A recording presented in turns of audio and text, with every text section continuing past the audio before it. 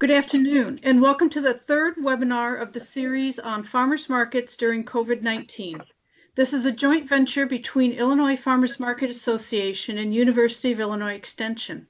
My name is Lori George, and I am one of the University of Illinois Local Food Systems Small Farms educators housed in the Mount Vernon area.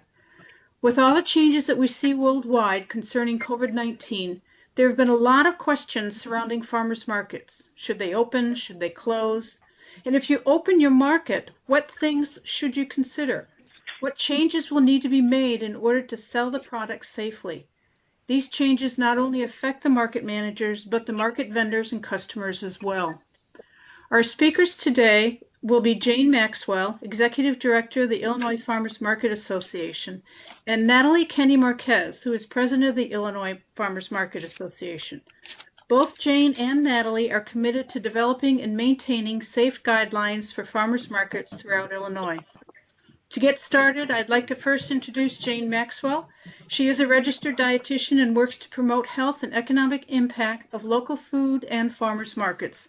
Hi, Jane, and welcome back. Well, thank you, Lori, and thank you especially for all the effort you put into making these webinars a success. We really appreciate our partnership with University of Illinois Extension in being able to bring these webinars to you. So today we're very excited about the presentation on marketing. Natalie, can you advance the slide? But first, I want to tell you a little bit about the Illinois Farmers Market Association. As you can see here, you can see our mission. But we are really a statewide membership-based organization, and we work to provide support to farmers markets and to farmers market vendors. We offer best practice training and education. We promote farmers markets whenever we possibly can, and then we work in the advocacy arena trying to address any of the barriers that farmers markets might experience for the market season, especially this season with just even coming online during the 2020 season. ILFMA, as I said, is a membership organization, and if these webinars have been helpful to you, we would really appreciate if you would consider joining and becoming a part of the Illinois Farmers Market Association. There is more information about us at www.ilfma.org. Next. The Illinois Farmers Market Association has put together what we call the In and Out Farmers Market Toolkit for 2020. It is a toolkit for market managers and management, for market vendors, and then also for customers. And then we've added some additional resources as they become available where people have requested them. So information like who handles your food and what does the supply chain look like for local food. We've added a volunteer waiver form that came up on a previous call. And also there have been questions about how to sanitize tokens that are used for link purchases. That type of information is there. So we have a toolkit page and then we have a resource page. And we just really encourage you to look at those and use them as you move forward. We are very pleased that farmers markets are considered essential under the executive order from the governor, and we look forward to maybe a different, but hopefully a very successful 2020 season. Next. Here's the graphic. Actually, Natalie put this together for us, and I think it's a really important piece right now as we try and connect with our consumers. It is an issue that people are worried about. They're worried about the supply chain. They're worried about the availability of product, but they're also worried about the safety of the products that they're consuming and purchasing. And I think to highlight the very short supply chain of a farmer's market is really key. Next. The other thing the Illinois Farmers Market Association did is when COVID-19 was just beginning, we asked farmers market vendors across the state to let us know how many dollars in sales they had during the 2019 season. And you can see here, we did receive over 100 responses, and out of those 113 responses, the aggregate is almost $8 million in total sales. And that translates into about $33,000 per vendor at the market. These are really significant dollars, because if you go to the next slide, we also asked the question, what would happen if farmers markets don't happen for the 2020 season? And many of our producers and our vendors at the markets shared with us that it had the potential to be devastating to their business. And so that's another reason we were working very hard to make sure that we had the guidance and the information and made it available to all interested stakeholders to try and ensure that the 2020 season moves forward. Next.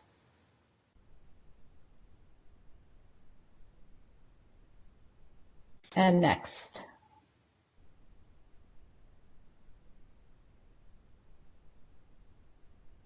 There's a very strong tie between a farmer's market sales, even if farmers in previous seasons had additional outlets for their product. It is the face of their product, it's the face of their farm or their business, and it is the place where they often find personal connection with their customers. Next. The Illinois Farmers Market Association also offers a Facebook group for market managers. If you're not a part of this market managers network, I would highly recommend that you find us on Facebook and ask to join. And it's a great place to ask questions, to hear what other market managers across the state are doing. And probably now more than ever, we need each other as we move forward. Next. All right. Well, I want to introduce you to Natalie, and as Lori said, she is the president of the Illinois Farmers Market Association, but she is also the founder and CEO of Grow Marketing and Communications. Her background includes being the farmers market manager at the Urbana Market at the Square for 5 years, and we really appreciate her leadership and contributions as the president of the Illinois Farmers Market Association. So Natalie? All right, thanks Jamie for the nice introduction, and thanks everyone for being on the call. Jamie set this presentation up pretty nicely in explaining kind of what's been going on, and I know that you're all aware of that this season is different, and it's put a lot of extra work on the farmers market managers and to figure out how do we communicate to shoppers and how do we make that communication sound hopeful and excited when there are so many things happening around us that we need to take on and be aware of, in addition to marketing the farmers market. So what can we do to help promote the market as a safe place to shop? I'm going to go through 10 different ways that you can relay a positive and excited and hopeful message and communicate to your shoppers and your vendors and the community the importance of farmers markets and that it is a safe place to shop. So my first tip talks about signage, and there's been a lot of discussion about signage, what to say, how to say it, signage for vendors, signage for shoppers, and then even information for yourself as a market manager. First and foremost, there can be sign fatigue, I feel like. There's a lot of directions and instructions, and so one thing I would recommend is make sure that your signage is noticeable. I borrowed this photo from Urbana's Market at the Square from last Saturday. They used their A-frame sign and put it on a table and printed it out really big on a plotter to be able to show the market map. That's the top arrow, and to show guidelines for shoppers, which is the bottom arrow. They definitely made it noticeable, and they were available to help. You can see one of the market managers standing right there, ready to welcome shoppers and wave and say thank you. And those are important things too. Although we can't see each other's smiling faces behind the mask, we can show expression and hope and excitement through our eyes and through waving and welcoming. So maybe if you have volunteers or a few extra people on staff that aren't busy fulfilling orders or doing whatever they need to do to make your market happen, they can stand by some of this signage and be able to verbalize what's going on as well. If you do need signage, or need help putting together your own signage for farmers markets, the Farmers Market Association on their COVID-19 toolkit has some that you can download as PDFs, and I put an example of that right there. My next tip is social media posts. Social media is a timely, effective way to share what's going on at your farmer's market. It's a great way to spread the word. It's low cost, it's easy to update as long as you have access to all of your profiles.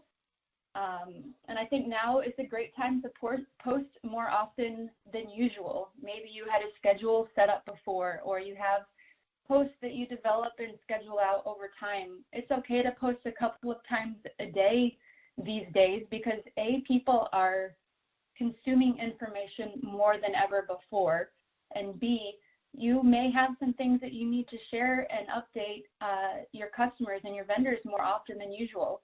So don't be afraid to post a little more often than usual, and don't be afraid to date stamp things too. I mean, although it'll say what day and time it was posted, but maybe you have updates to something that you posted earlier in the day or earlier in the week. Be sure to add that on there so people know that things have been updated.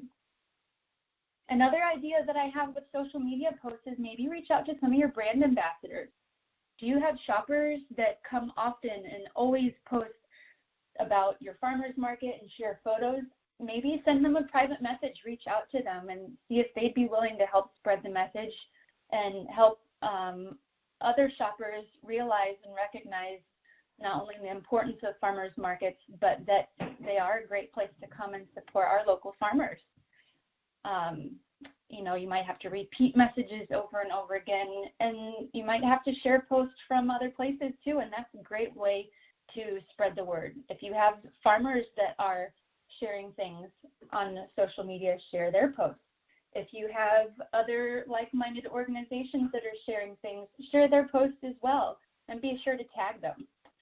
Another thing to think about with social media posts is that there's going to be some critics in the comments, and you need to be prepared to respond. So think about some messaging that you can come up with that is professional and appropriate, that will be good responses to potential critics in the comments, and also be willing to see if maybe they would like to talk offline. Those are always opportunities to be able to share information, and it's important to respond and not just let some of those comments linger.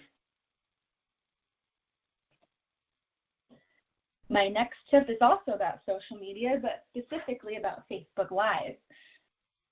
Video is huge right now, everyone. If you haven't already been on Facebook Live or been sharing videos online, this is the time to do it. And I took some screenshots of a couple of profiles of Facebook Lives that popped up in my personal feed. And one is with Prairie Earth Farm, one is with Urbanus Market at the Square, and one is with a farmer's market that I love in Florida called Sanibel Island Farmers Market. All three of these organizations posted Facebook Live videos, and you can kind of see in my screenshots that there were a lot of great comments and feedbacks and views. Engagement with Facebook Live is huge right now. Live videos produce 6 times as many interactions as regular videos. And you get more comments, like I said, more engagement. And don't be afraid to try it. Right now, I feel like people may be a little more patient and forgiving than usual. So if it seems a little more casual, or maybe you stumble over your words or something like that, just keep on moving forward. People want to see what's going on, and I think people that might be apprehensive about shopping at market are going to be curious, and having a Facebook Live would be a great way to show what's going on and let them know, so hopefully you can see them at the following week's market. Blog posts are still pretty important, you guys. That's my tip number 4, is if you have a blog on your website, use it. I know that, like I said earlier about video being really important, I don't think that written word and written content in the longer format version is going away anytime soon. I think it's a great way to be able to post each week with updates and news.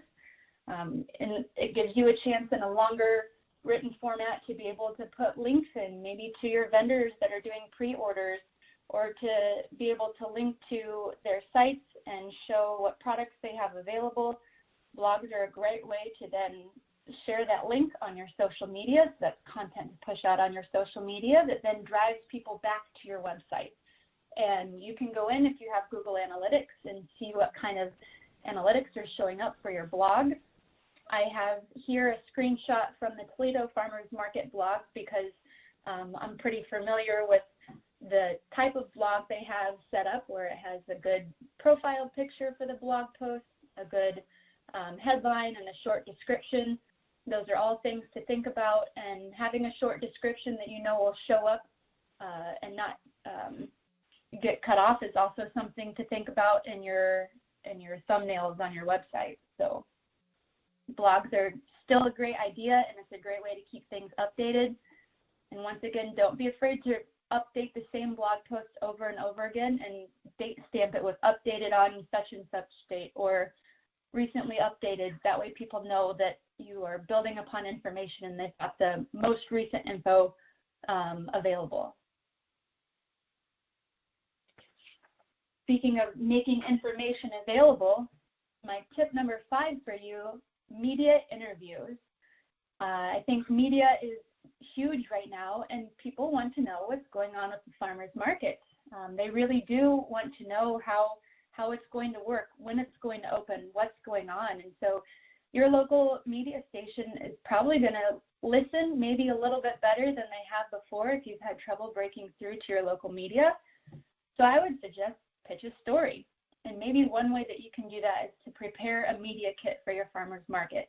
And I put on here a little graphic about what you can put in your farmers market media kit.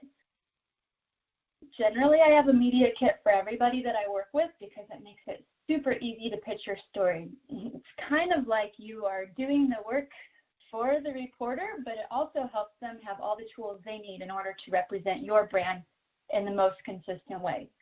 Maybe you have some generic B-roll footage of your farmers market from various times of the season. B-roll footage is just basic general footage from your farmers market that isn't queued up any certain way, doesn't have any voiceover, it's not been through post-production, it's just some beautiful video. It's great to have that because then when they are doing an interview with you, they can show some of that while you're talking, and it really captures your audience's attention. Also in a media kit, I always suggest having some branded photos to show all the components of your market. And by branded photos, I mean pick 8 to 12 of your favorite photos from your farmer's market. And then in one of the corners of the photo, put your logo in the corner so that it stays branded. And that way, anyone who shares that photo will see your logo in the corner. I also suggest having a contact list of individuals that are available for interview or testimonial. This makes it really great if the reporter wants to hear from someone other than the market manager about what's going on. So maybe you have a list of people that have already given you their blessing that they'd be willing to entertain a media interview or phone call to ask about what's going on. Having a list of frequently asked questions or general talking points that are pertinent to your farmer's market is great to have in your media kit. That way the reporter has everything they need to know about the who, what, when, where, and why of your farmer's market. It also helps them put together good questions to ask you, or gives you the chance to have the questions and the answers both available to them, makes the interview a whole lot easier. And lastly, in your media kit, it's good to have your logo available in different formats. I'm talking vertical and horizontal, full color, black and white.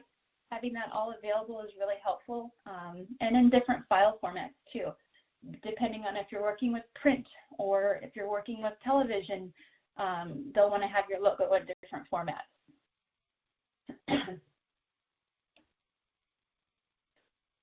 So my next tip, number 6, is a virtual market tour. I kind of talked a little bit about this with Facebook Live, but I wanted to save the specifics on tours for tip number 6, but when you do a virtual market tour, it's helpful to have some equipment, and I took a picture or a screenshot of the gimbal that I use. That's that device that you see there on the screen. It cost a little over $100, and I got it at the local electronics store for curbside pickup.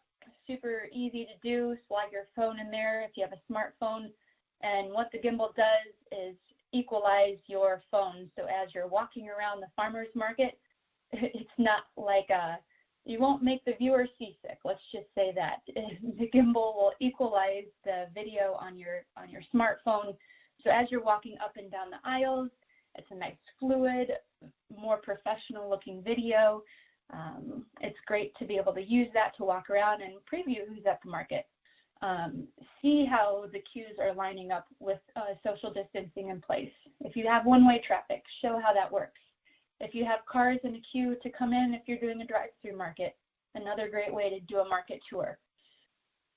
I think market tours would be really good, like I said, for those folks that maybe are a little more apprehensive and are unsure about coming to market. This is a great way to offer a tour, to let them see what's going on, see who's there, and share what's going on at the market so far this season.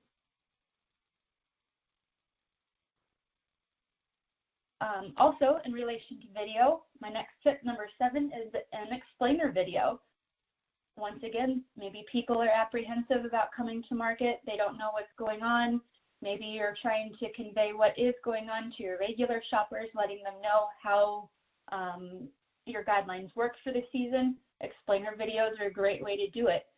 These are a little more produced videos than, say, a Facebook Live or a virtual tour. It gives you a chance to maybe put some text over the screen so you can say the different guidelines for your farmer's market. If you've got a real artistic savvy person on hand, you could do some cute little animations or illustrations to be able to show, how to make a purchase, wearing a mask, putting on gloves, hand washing stations. All of those things are really important to, explain how the market works, who's there, and things like that. Explainer videos, I think, are also great for showing how to shop at the farmer's market if you have pre-orders or online ordering. Maybe you can do an explainer video of how your online ordering works, where to click, what to do, when your orders are due by.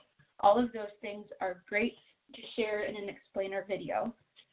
And if you have a YouTube channel, that's a great place to put it and link to there too.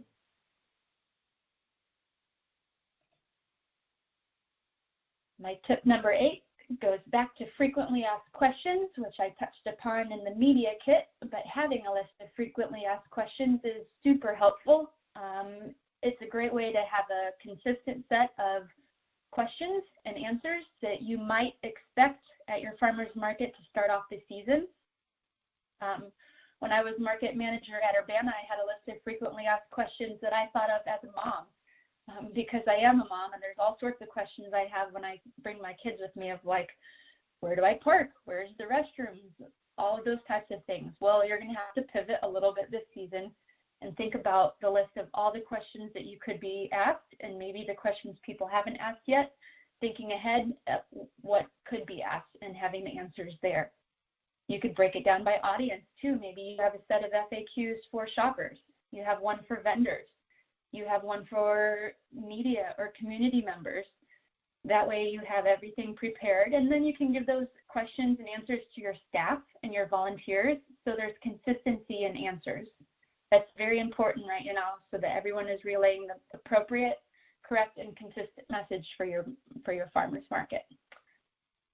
If you don't have a place on your website to list frequently asked questions, you could put it in a blog post, and then pin that blog post to the top of your Facebook page so that it always shows up at the top when people are on your Facebook.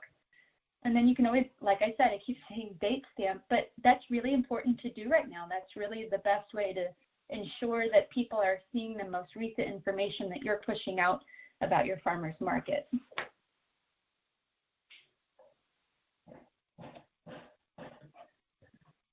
And speaking of pushing out a lot of information, keeping your website updated a lot is really important right now.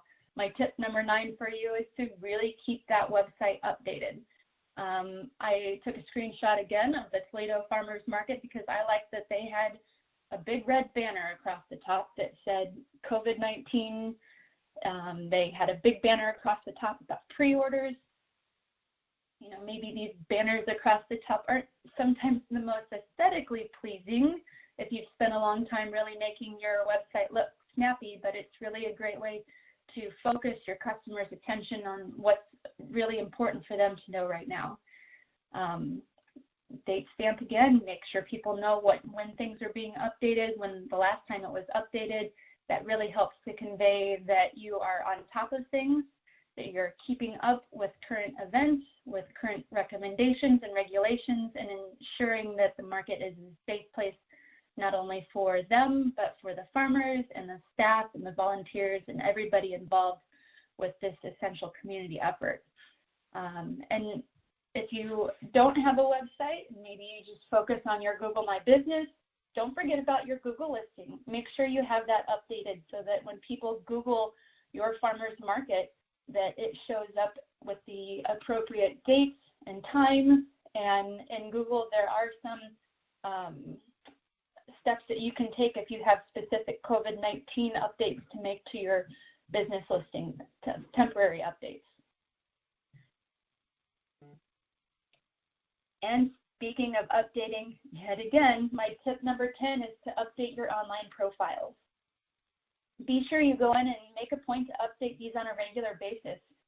Times are evolving and maybe you have things changing of who's coming to market, what's available for pre-order, all of those things. You can keep those things updated on your online profiles.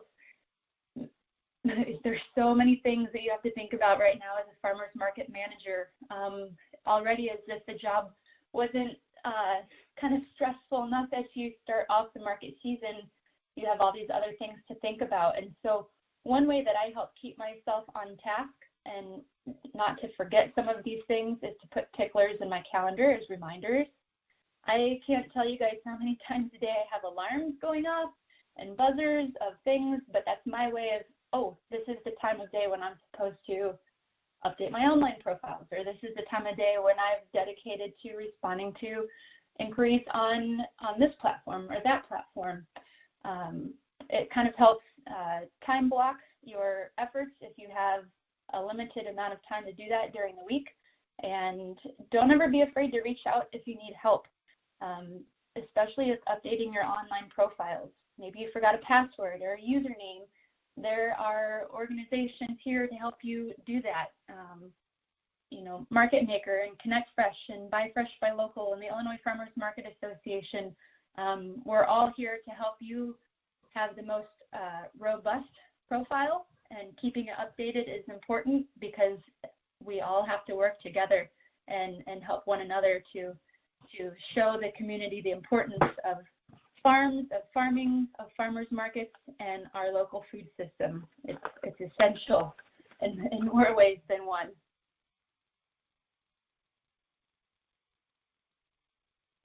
So those are my 10 quick tips for marketing your farmers market during COVID-19.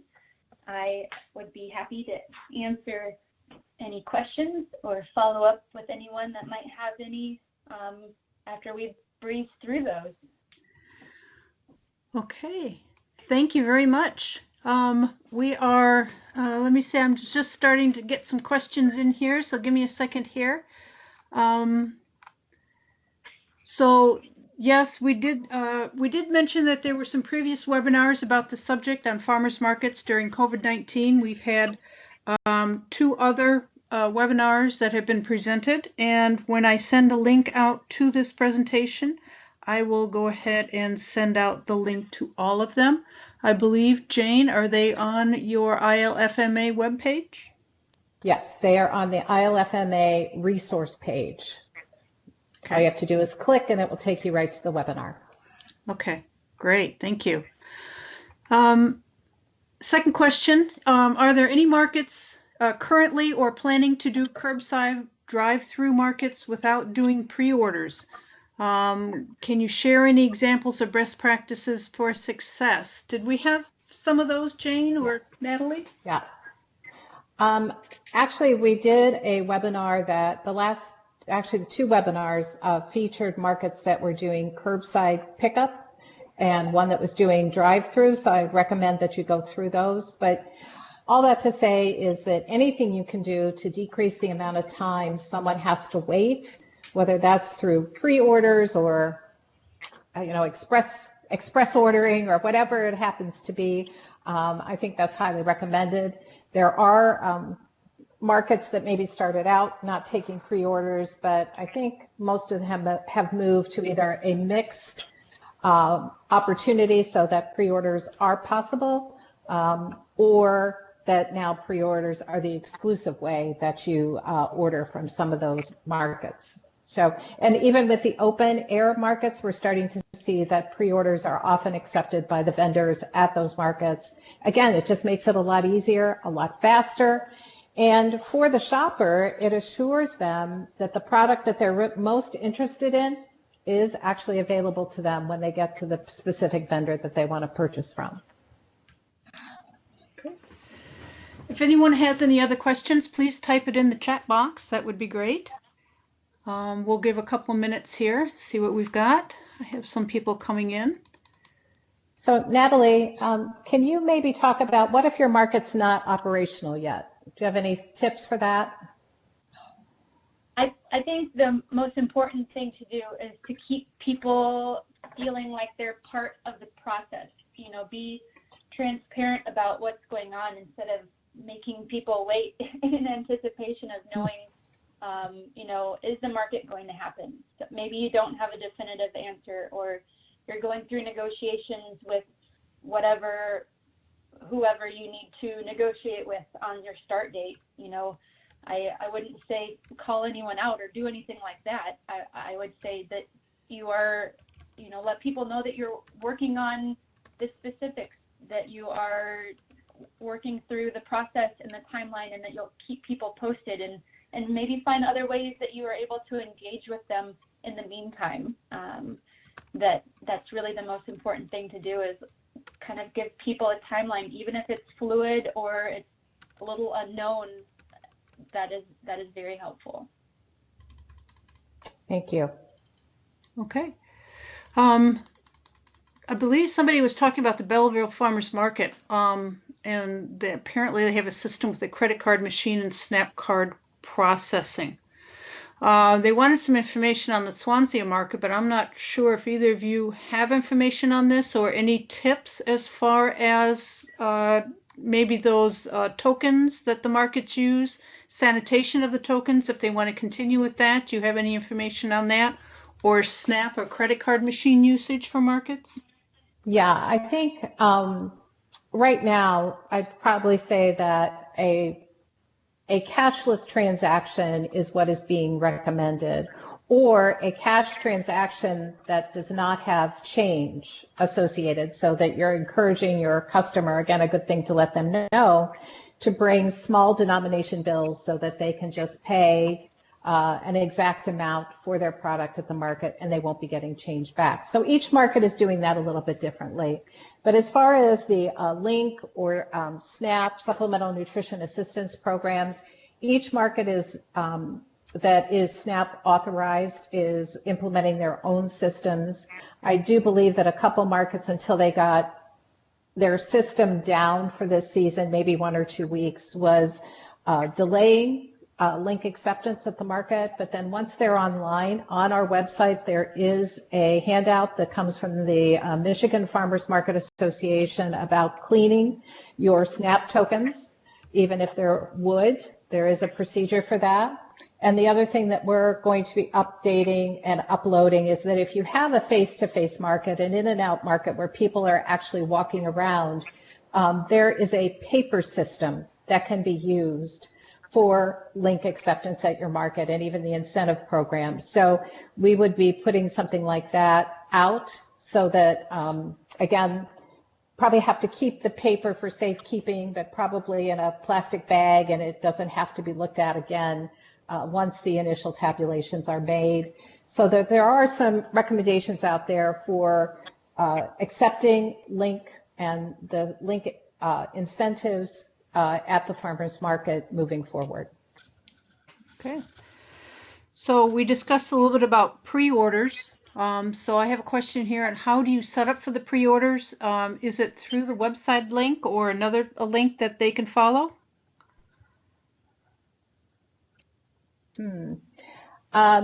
Pre-orders can be done any way somebody wants to do it. I have seen very unsophisticated methods where on Facebook, the names of the vendors are listed with their preferred contact method. Maybe it's a phone number for a text, maybe it's a website for a store, maybe it's just call so-and-so and place your order.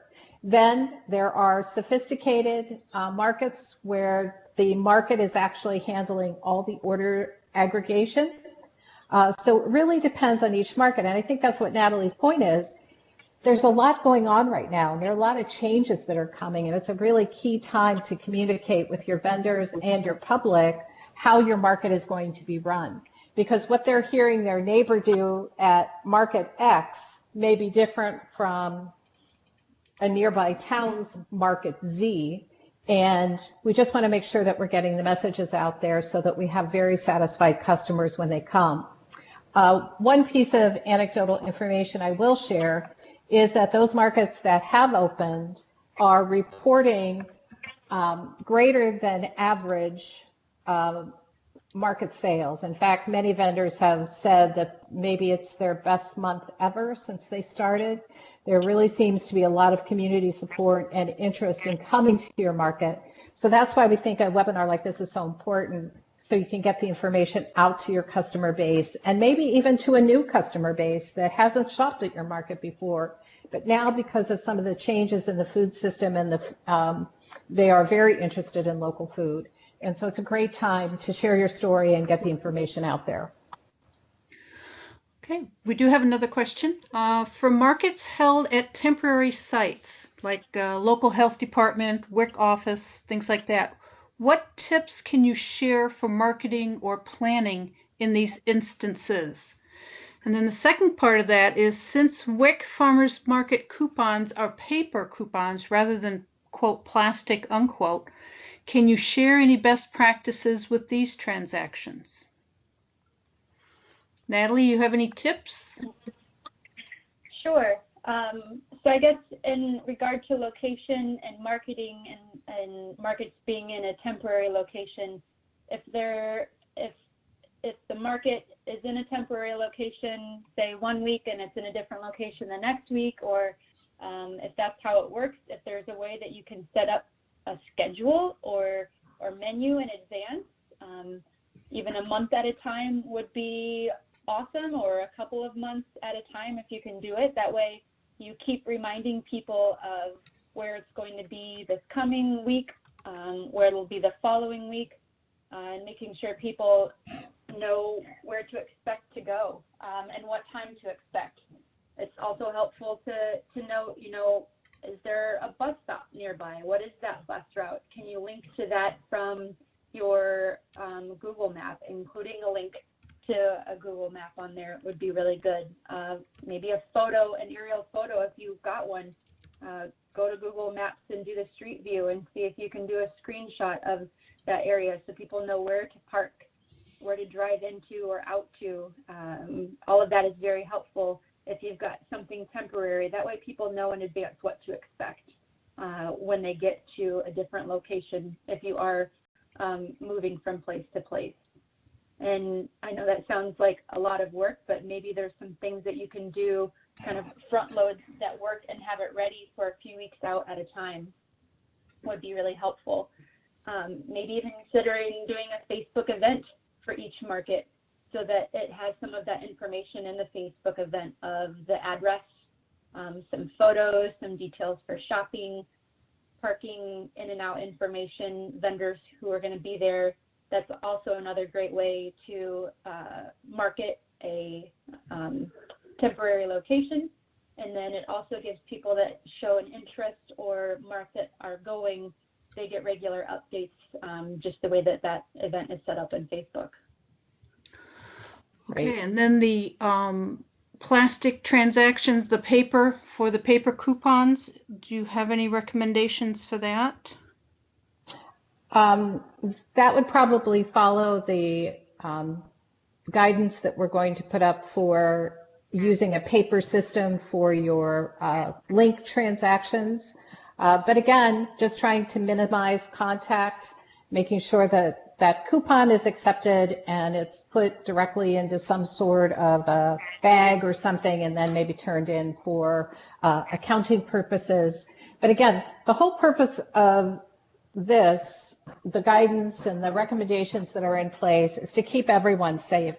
I know that the public is very concerned about being safe, and because of it, I mean, we are too. We want the public to be safe. But I also think about the vendors. I really want the people that are selling at the markets to be safe as well. So we want to make sure that whatever procedures are put in place also protect the vendors, because we don't want, we just wanted to make it a really positive, safe environment for everybody that attends. Okay. I just wanted to add something really quick. This is Lori, concerning the temporary sites. I had a farmer's market manager call me asking me about food safety when storing at a site. And so she had a lot of vendors that were going to be bringing their products the night before. And so you really have to stop and think that if you are trying to set your market so that it's easier to deliver the produce and the products the next day, if you have food or food products that can spoil easily, that cannot maybe take the cold or the hot, depending on where it's going to be stored at, then you may want to have those vendors bring those products in the morning rather than overnighting them in a temporary area. So you need to really start thinking about food safety as well as customer and vendor safety when looking at markets and how you're setting them up. We have another question. It says, are markets also serving prepared foods like breakfast sandwiches, hot dogs, lunch options? I can answer that. I think across the board, farmers markets are not offering prepared food, and they're not offering any, the recommendation is not for having consumables on site. Again, the idea being that, think about just the whole eating process. You take something, you put it in your mouth. Now you also have contaminated garbage you have to deal with. You have people's hands that now might be, they may have washed them on the way into the market, but now they're dirty or potentially contaminated. So again, the idea of some of the things that we all know and love, as soon as it's safe to do those kinds of things, I'm looking forward to them all coming back. But for now, most markets consult with their local health department and determine what is best for their community. But the recommendation for not having prepared foods on site or consumables on site is centered in customer and vendor safety. Okay. We have another question from a market. They have several non-food vendors and crafters. What guidance can you give those market managers for those vendors, and does it differ from the food and produce vendors? Again, it's about no contact or as little contact as possible. So the same types of procedures that are in place for the food vendors would probably apply to the other vendors. Many markets, because of either space limitations or recommendations from their health departments, are either excluding or including vendors that are not primarily food vendors, and that's something that's being decided on a local level. Okay, I have a question from Stacy, but I'm not sure what she's really asking. The first couple of weeks, can they still make changes if needed rather than deny the sale if someone didn't get the memo? I'm not sure what. Oh, I think she's talking about change, like money change. Oh, okay. That would be an individual decision by a market or a vendor. Okay. Thank you. Let's see if we have any other. What are the reasons for not having on-site food making? Most of that is going to be for food safety reasons. And again, keeping the food safe. If you have a drive-through or a curbside market, you're not going to have people that are going to be walking around throughout the market itself. And the on-site food, you can probably, again, it's going to depend on your farmer's market, but you could have a vendor that's going to be selling food, but it's only going to be takeout. It won't be sitting there. So that would, again, you'd need to check with your local public health department and how they're going to do that. Jane or Natalie, do you have any other suggestions on that? Yeah, I think there's been, go ahead. Oh, I was just going to say, I think it also has to do with maintaining, some of the social distancing guidelines of making maybe not all markets have the space capacity to allow someone to walk up to a booth or a truck or a tent to place their order, and then where do they go to wait for that? And will there be enough space between shoppers to accommodate, the proper social distancing guidelines? And then there's also the worry of congregation of people while they're waiting for their food or afterward. A lot of the markets are removing any kind of temporary seating or tables or things like that to reduce congregation of people. And so when you have that prepared food, you can smell it and you're hungry and you're ready to eat it.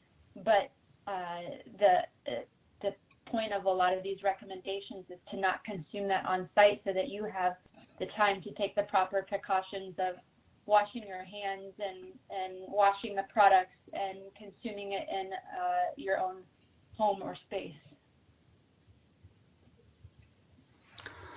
Okay, next question are, most folks will go along with precautions. This person is concerned about the handful of people who think the rules don't apply to them. Do you have any suggestions on how to get these individuals to understand or comply with your market rules and regulations? I have, again, Natalie had the signage of what was expected at the market, at the entrance of the market. I know that there are varying degrees of precautions that are being taken by farmers markets across the country. Some markets actually require that you stop at the front and wash your hands in a wash station that's been provided by the market.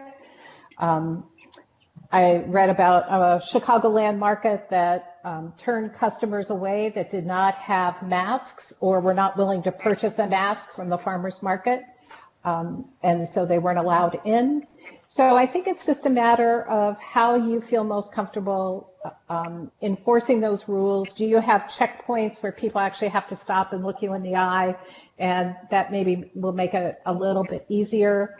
There are markets in California that actually have everybody sign a waiver that they're not sick or have not been exposed to anybody that's sick, maybe even take temperatures. So every market has differing levels of precautions about the customers that are coming into the market, and that's up to the individual market. If I can piggyback on that, I went in reverse in the slides and took us back to the signage slide that I'd put together. The picture that I grabbed was from the main entrance of the Urbana market last Saturday on their opening day, and you can kind of see the rope, and they've lined the market with that so that it makes it so that there's only one entrance, and they had kind of a one-way pathway through the market. So that helped them keep a little more control, and like Janie said, see everyone that's coming in, be able to welcome and point at the information. And it all goes back to making sure that people feel like they've heard what's going on and they know what to expect. It's not just put the info out there once and hope it's been heard, but realize people are getting their information from all sorts of places, maybe sometimes not the most correct places to get it, but staying ahead of that and making sure that you're putting out there the most recent details on your shopping recommendations so that people are prepared. Okay. I think the other thing that I'll just note is that we've just had tremendous feedback from customers at how thankful they are for the opportunity to shop at the market. And I think most people with that attitude are going to be looking for ways to first understand what the recommendations are and the guidelines for shopping at the market, and then just with gentle reminders, will adhere to those recommendations. I think that's the vast majority of our shoppers. Okay. We do had someone that typed in here and says they've been told that all vendors at their market must wear masks and gloves, and there must be 2 people in each vendor's booth, one to handle money and one to handle the product. That is the recommendations that are out there. These recommendations were developed by Illinois Farmers Market Association. Jane, if you want to address that, but they are also important to maintain that safety, that visual safety for people that are coming to the market as well. The COVID-19 is an airborne particle type of virus, so it doesn't spend a whole lot of time on money and cardboard and paper. However, it's going to be important that you do segregate those that are handling the products with masks and gloves and those that are handling the money with masks and gloves. I don't know if Jane or Natalie, you want to address that? Yeah, I think it's just, again, precautionary practice, trying to ensure the safety of the vendors as well as the customers. You'll find very often that even at the transaction table, there are sanitizing wipes, and I've heard from many people that are accepting their transaction that that's their job, that they actually sanitize after each transaction. So whatever level of sanitization is required is important. The other is just a caution, and I appreciate Deborah Kavanaugh Grant bringing this up on one of our other calls that we had, is that there's a false sense that if you have gloves on that you're safe. But gloves need to be changed frequently, and if you do anything like you would have done with your hands, touch your mouth, touch your face, go to the restroom, any of those kinds of things, hands have to be washed and new gloves put on. So sometimes I think we have this false sense of security if we have gloves on, but gloves are just a barrier between you and the environment, but they do need to be changed frequently. Okay. And there was one last question. It's probably going to be the same as for vendors, but flowers are not essential but agricultural products. Are markets letting their flower vendors in? And again, I think it's going to depend on the market itself. Yeah, I've seen mixed results on that. Okay. Let's see what else we have here. It looks like that is all that we have. Looks like that's all the questions we have. We are at 1 o'clock. So if you have any additional questions or comments, feel free to email myself, Lori George at ljgeorge@illinois.edu, or Jane Maxwell at the Illinois Farmers Market Association. So I'd like to thank our presenters, Jane Maxwell and Natalie Marquez, for sharing their information and knowledge on establishing safe farmers markets for the 2020 growing season. And I'd also like to thank everyone for joining us on this webinar. We had some really great questions today. So I hope you receive some information that will help you go forward with your farmers market or vendor booth, keeping the customer and food safety in mind during this market season. At this time, we are in the process of developing another webinar for this series. Once the details have been finalized, you'll be sent a link to the registration. Thank you again for joining us today.